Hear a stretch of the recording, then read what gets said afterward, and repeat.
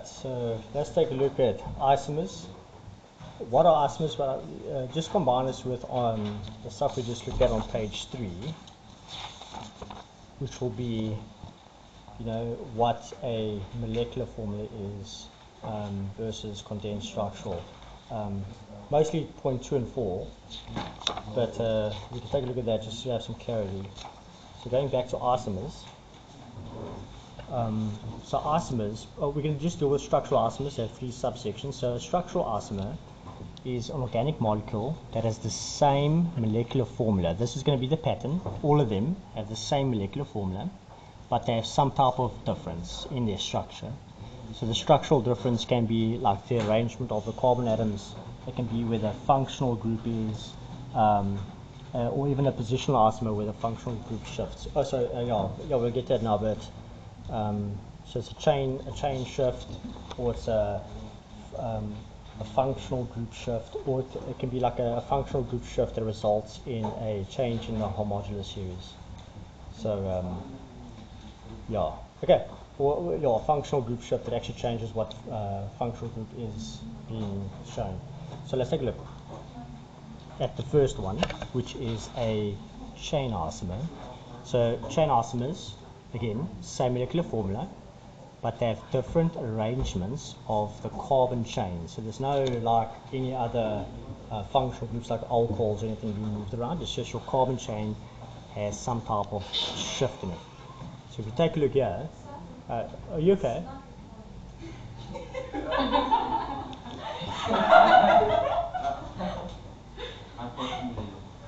I think there's a glitch. It's recording on the laptop.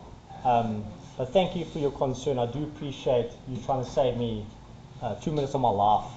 I would have appreciated that if it was true, but it is actually recording. I think we can't record and project at the same time.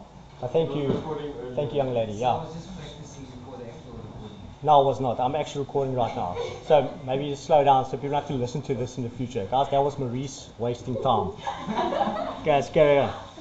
So, okay, so you guys see here, we have a C4H10, meaning we have 4 carbons and 10 hydrogens, 4 carbons and 10 hydrogens, but what is the difference?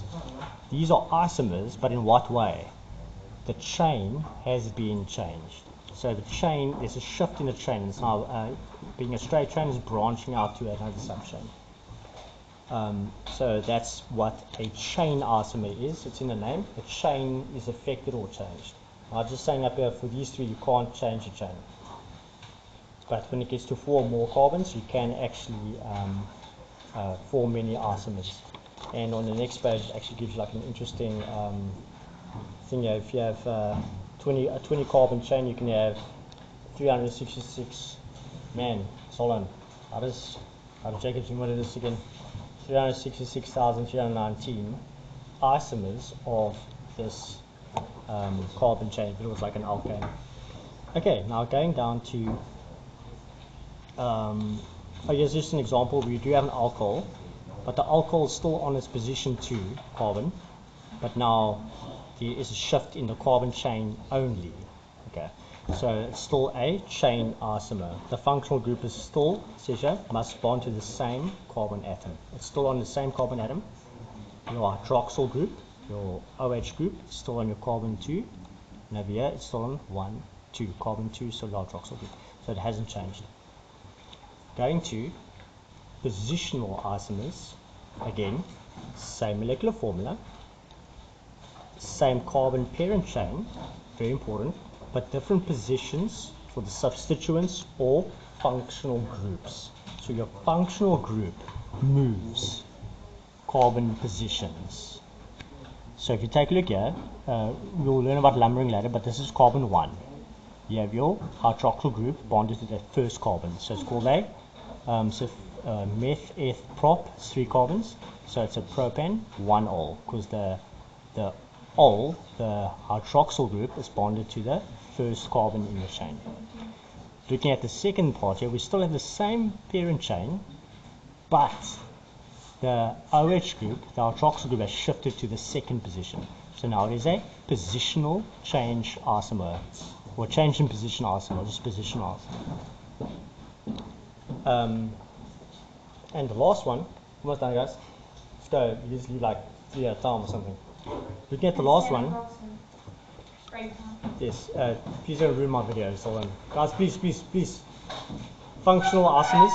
Functional isomers are compounds with, again, same molecular formula, different functional groups, which will result in a change in the modular series. So if you take a look here, we have a C double O and an H at the end, but if you shift that C double O to a different position, now you're actually changing the functional group. So over here you have a carboxylic acid because of that hydrogen at the end, but now because you've shifted it, it is now a ester. So that is a functional isomer. I hope that makes sense, guys. Just remember in the exam, if they ask you a certain question, you can't apply 2 functional isomer things at once. You have to only apply one thing at a time. Go, grade 12. Thanks, guys.